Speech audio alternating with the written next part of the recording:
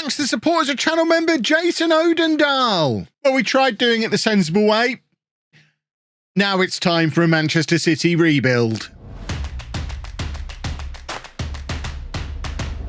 Hello and welcome to part 28 of Saving Man City. I'm Kevin. Coming up on today's episode, we're going to rip it all up, tear it all apart, throw everybody out and start again. We are putting together a new squad, mainly due to necessity, because most of the squad we've got now are departing. The most obvious thing you might have noticed straight away is we've been given an enormous transfer budget to do it. £49 million, thanks to those big sponsorships that came in at the end of last season. The financial situation is looking pretty rosy. We've got over £200 million in the bank from various sponsorship deals that just keep flowing in. Now we're becoming a bigger club again. The debt is down to just 400 million now. Obviously, that's because 200 million of it is sat there and will slowly, I was going to say slowly, start to decrease. The projection is looking positive for the first time ever. I think it's safe to say the finances, the debts, we don't need to worry about them so much anymore. We've still got £23 million a month going out for this season only. But once that's done, that debt there that started off as 17 million, that was the one from right at the start of the save where we couldn't pay the bills the first month. That one will be paid off. That 500 million will be, no, hold on, those two won't be paid off. It's the 2027 ones that will be paid off. So that one that started at 400 million will be paid off. That one that started at 650 million will be paid off. That one that started at 64 million will be paid off. So we'll be left with just 4.3 million a month in debt servicing costs. So if we get through this year, we'll be fine. And we should get through this year because of that, even though I do intend to spend this. And the reason I intend to spend that is because of this. Our chairman has decided to scale down his financial backing. We've got most of the way back out of debt, and he's like, yeah, I'm not going to help you anymore though, Kev. So bear in mind, it's going to get harder from here. All right, Dave, I've been telling the comment section that for a month.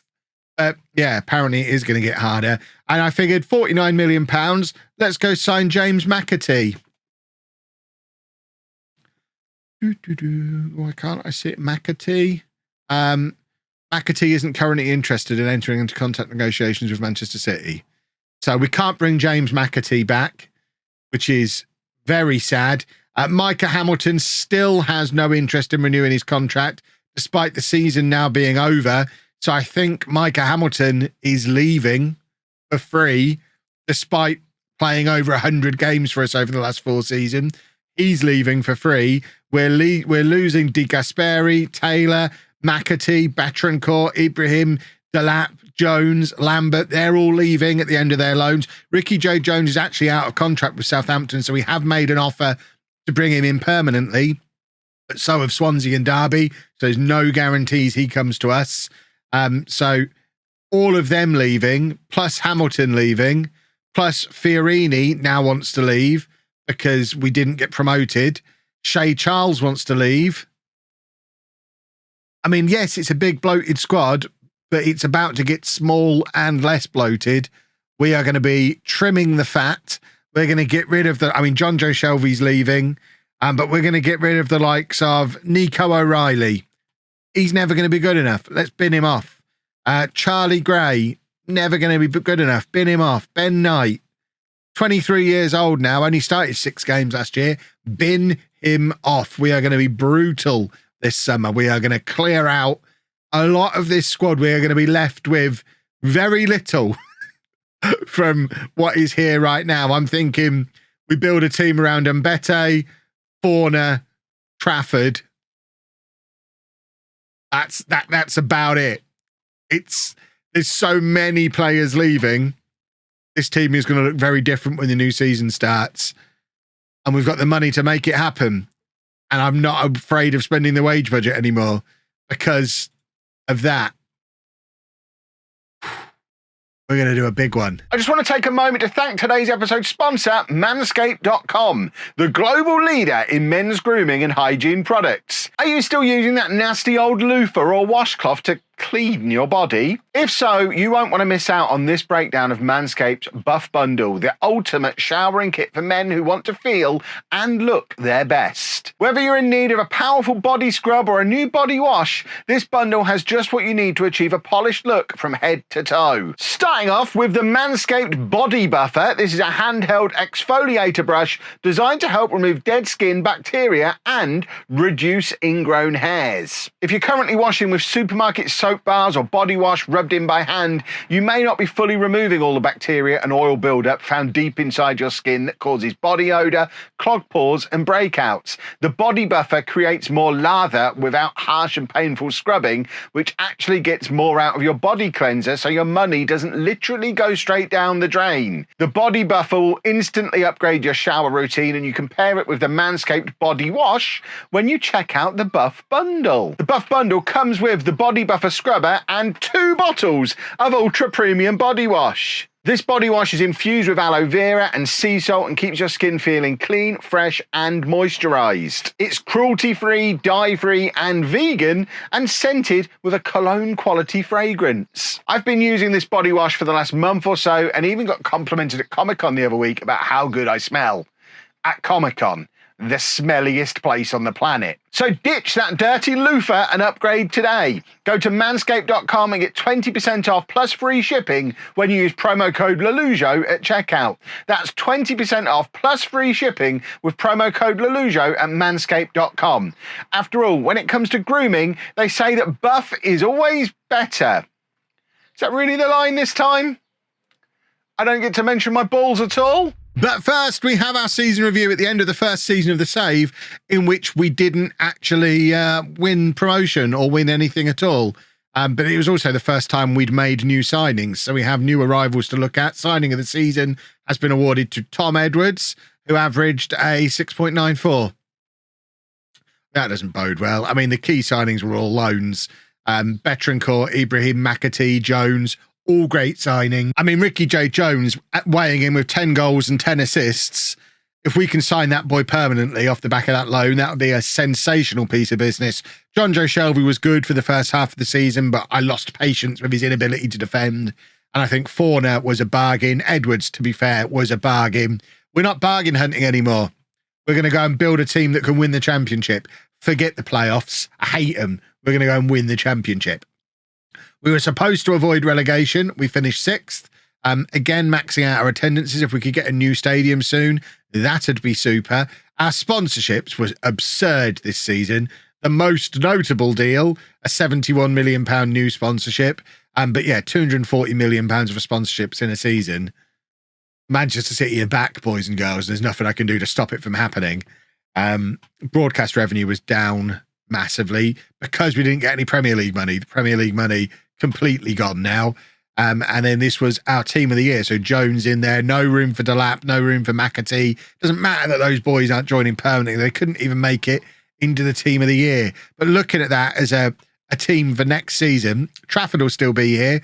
De Gasperi, loan end. Katongo, probably not good enough. And Mbete, yeah, we keep him. Edwards was a bargain hunting. I mean, he'll stay in the squad, as will Forner, but Taylor's loan ends. Fiorini wants to leave, so we'll probably have to sell him. Jones, fingers crossed we sign permanently, but he could just as easily go somewhere else. Ibrahim and Betrancourt, both loans that won't be back. So there's very little of that team that is still going to be here next year. Betrancourt won Player of the Year and Young Player of the Year. McAtee, goal of the season. Betrancourt was also top scorer. Most assists went to Jones. Most man of the matches and highest average rating, Betrancourt. I mean, this guy, he's quite good, but obviously we can't sign him. So let's not worry about it, eh? And then dynamic manager timeline is still a thing that exists. There's our all-time best 11. There's some names there again. I mean, Shea Charles, he was a great player for us for 3 years. He was a bit part player last year. He's just not good enough. I think it's time for Shea Charles to leave. It's sad. Can we bring Cole Palmer back? No, is he actually playing for West Ham? He kind of is. It's like I say, this City team is not going to look much like it does at the moment when the new season starts. So it could go one of two ways. Either we put together the team that gets us back to the Premier League, or I get sacked for spending loads of money and not actually improving the team. Ibrahim's just won Young Player of the Year. Was that Championship Young Player of the Year, presumably? Yeah, EFL Young Player of the Year. Okay. Just making sure he hadn't won the actual Player of the Year not playing in the Premier League, because that would be mad. Right, we've made it through to the 1st of July and transfers are already starting to happen. The most notable, which isn't even showing up on there, I could have saved it as a surprise. James McAtee has joined us permanently after all. Ignore that. We might have had to have really persuaded him that it was a good idea, but he's joined us in a £6.75 million deal from Leeds, who we sold him to for £11 million just a couple of years ago. He was involved in Blackburn's promotion 2 years ago. Last year, he played a little bit of football for Leeds, then came to us and was excellent for us and became very, very clear that he is going to be a key part of us getting back to the Premier League. He was our best player, £6.75 million. I'll accept that because within a year we should be in the Premier League and it should be fine. And we're not going to make a habit of doing that, mainly because we can't afford to make a habit of doing that. But I think for one of our own to come in and lead us back to the promised land, that seems like a good idea.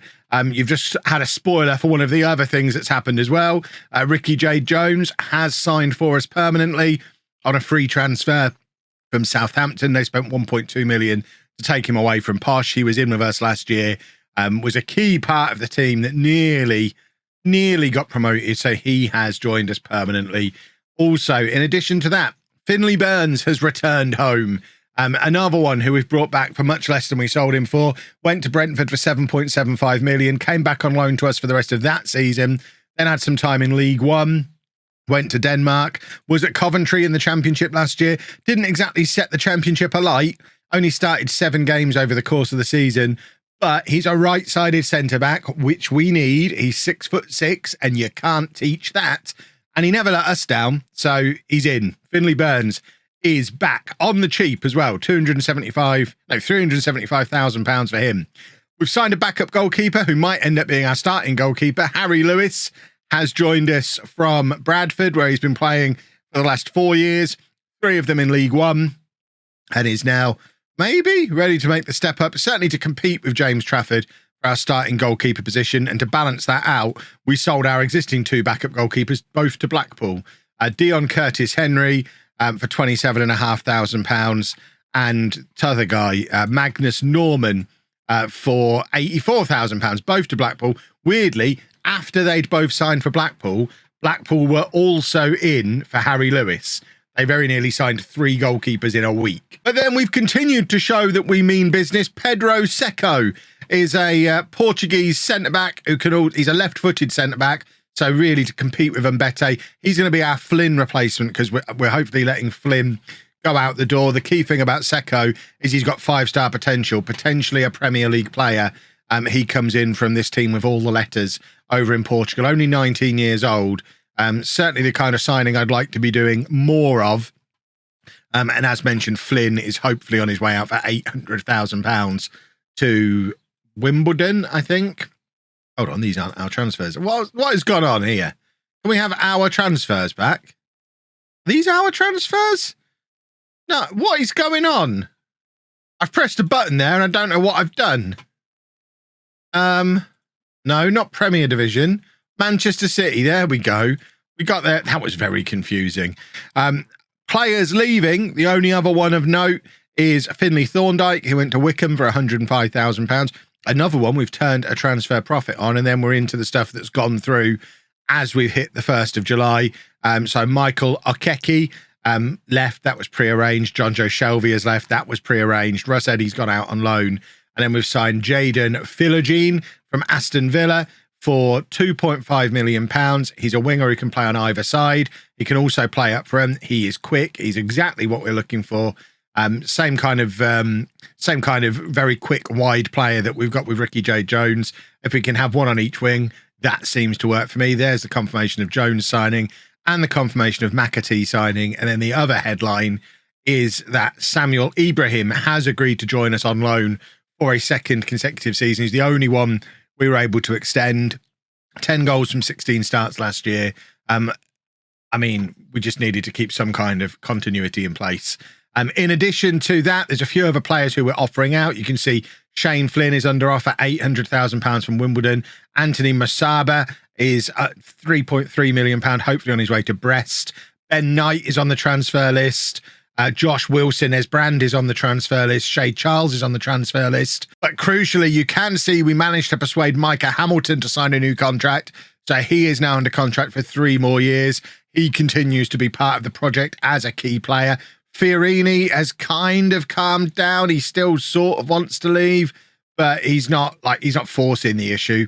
He's slightly concerned. So hopefully we get to keep him around as well. And we've extended the contract of Mbete, who was out of contract at the end of this coming season. And he's signed a new long-term deal as well. So as of the 1st of July, with us still having £36 million to spend and plenty of spare wage budget as well, this is what the squad planner looks like. Harry Lewis and James Trafford, similar kind of ability. I think Trafford's probably still my starter for now. My assistant manager would disagree, though, and say Lewis should be our starter.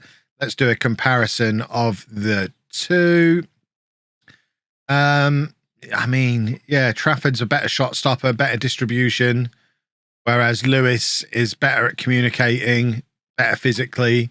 He's 6'3". Trafford's 6'4". I mean, it's a nice problem to have.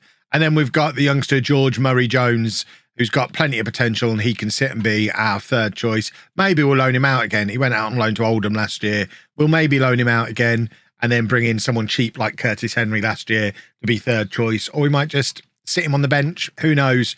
At left back, we definitely need one. Wilson Esbrand is another one who's pulling Micah Hamilton, exploring options at the end of his contract. I'm not entertaining that kind of nonsense. If we get an offer for him, he's gone. Shane Flynn is also on his way out of the door, which means we don't really have a natural left back other than Seb Naylor. So I think Seb Naylor is probably our backup left back for the season. As things stand currently, he was on loan at Northampton in League One last year, but we do need to sign a first choice left back over the top of him.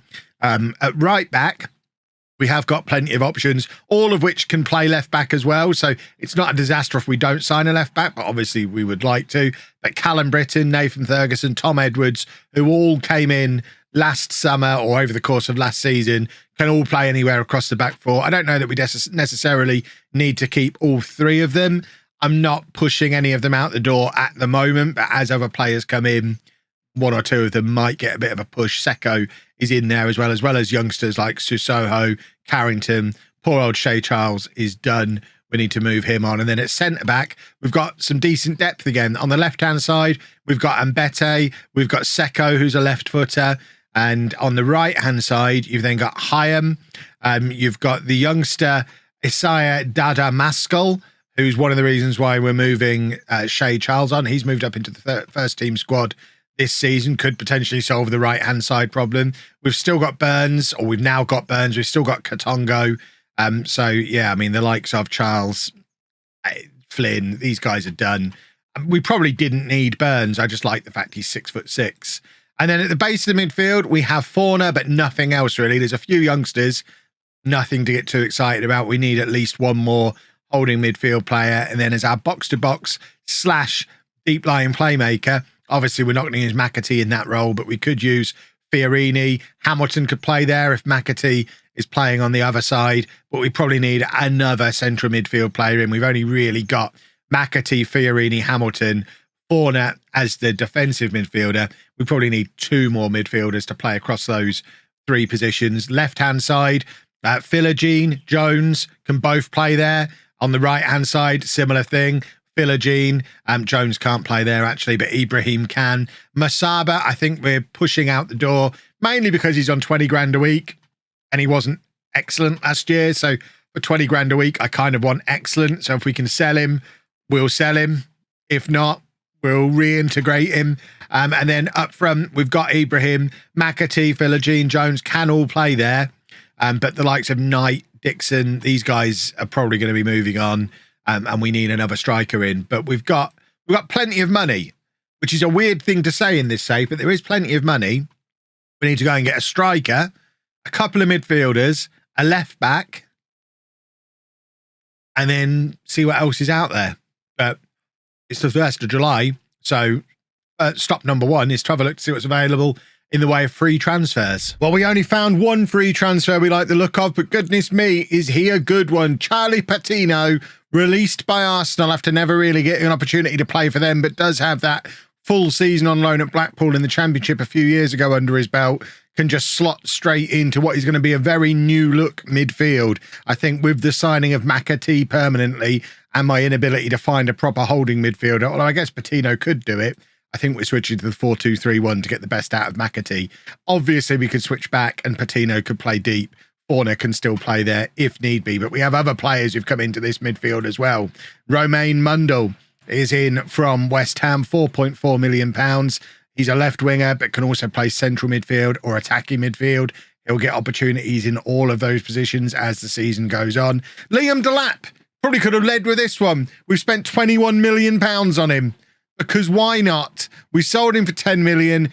Goodness me, do we need him? Liam Delap is a permanent Manchester City player again. Very nearly went to the World Cup with England. He's still only 23. It just feels like a good... I know we've made a loss on him, but it's good value overall. 21 million for a player who could still play for us in the Premier League, to me, makes sense. Another midfielder, Fisayo Deli Bashiru, another one who could play as that holding midfielder or could just as easily be the box-to-box midfielder in central midfield. He's been at Rotherham the last couple of years, in the Championship previously of Sheffield Wednesday, and of course, way back when was a Manchester City youngster, which means he is a homegrown at Player Club, which is quite handy. Facundo Farias is another option for attacking midfield. He's coming from Spurs. He can also play on either wing or up front. He's cost us £3.7 million, and we've managed to bring Riccardo Di Gasperi back on loan again for another season to be our left back, which I am very happy about. He never let us down at all last year. To fund this, obviously, we're having to move players out of the club as well. So Masaba did go to Brest for 3.3 million. Flynn went to Wimbledon for 800,000. And the biggest sale so far, Jadel Katongo, has gone to John Book for 5.75 million. He's off to play in South Korea. Just wasn't ever quite going to be good enough. And in fact, there's another player who we've signed who isn't showing on here for some reason. The loans not show on here? Yeah, loans. Wait, we signed a defender from Spurs. I'm sure we did. Alfie Dorrington.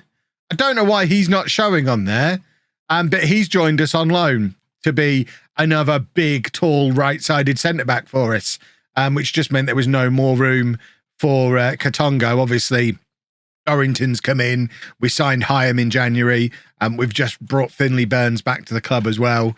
And Dorrington is in off the back of 2 seasons in the Championship, one at Sunderland, one at Coventry. He was actually keeping Finley Burns out of the team at Coventry last season. So I'm sure Finley's really happy to see him. And I mean, he knows it as well. What a cheeky rascal.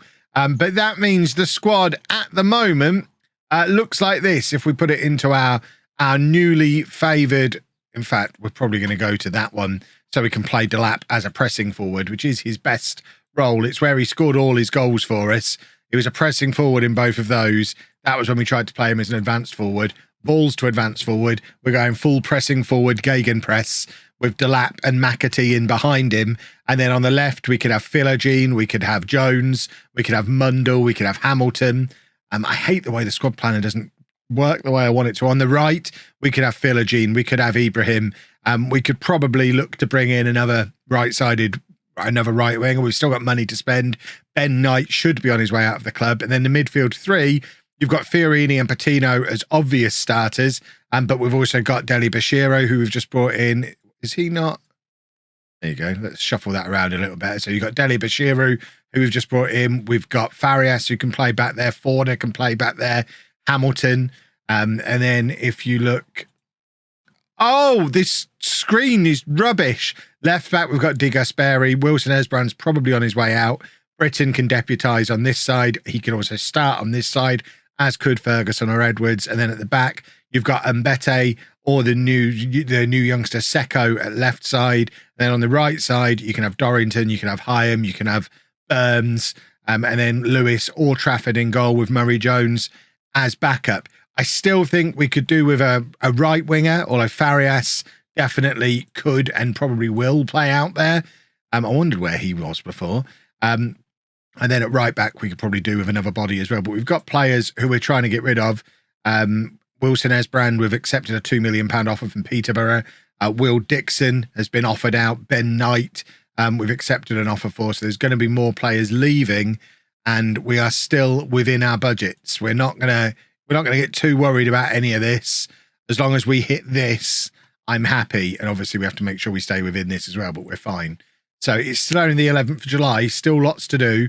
We've only got 3 loans in the squad at the moment, so we could get another 5 of them in yet. But the job now is to get a few more bodies out the door and then work out what we still need to bring in. We've almost filled all those squad gaps we had now. Marquinhos is in from Arsenal as our new right winger. He's on loan for the rest of the season, a left foot on the right-hand side, exactly what we wanted over there. He's actually been playing on and off games here and there for Arsenal in the Premier League for the last few years. And Charlie Webster is in as another central midfield body and another one who could potentially play at the base of a midfield 3 if we decide to go down that route. He's on loan from Chelsea, previously been at both Swansea and Middlesbrough in this league over the last couple of years, teams who have very much been competing at the top end of the league. There's been lots more players leave on loan. The notable ones, Shay Charles, Will Dixon, have both left the club on loan for the season. And this is what the first team squad looks like currently. I mean, it's done. Obviously, we've got 3 weeks until the transfer window closes, but that, to me, looks pretty strong. We could probably still use one more defender. I've got thoughts on who that one more defender could be. But yeah, the squad itself is looking very nice. Nice depth. And I think this is probably going to be the team for the first game of the season. I know playing McAtee as a deep line playmaker on defend with his 5 tackling is going to please loads of you, but I kind of want to get McAtee and Farias in the team at the same time, which there's not an obvious way to do it. Fiorini, by the way, has cheered up and signed a contract extension. So he is now, I mean, he's the one, him and Trafford. These are the ones who've been with us all the way through.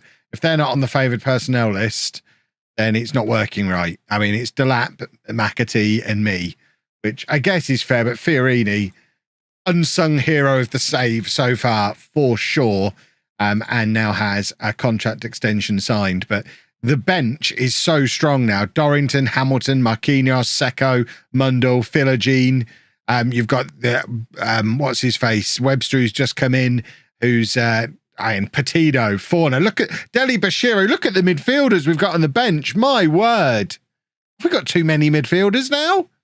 We've gone from having all of them leaving to far too many to ever play them all. Oh, I'm excited. This is going to be a big season. We're going up as bleeping champions, as the song goes. The media think we're going to finish 9th.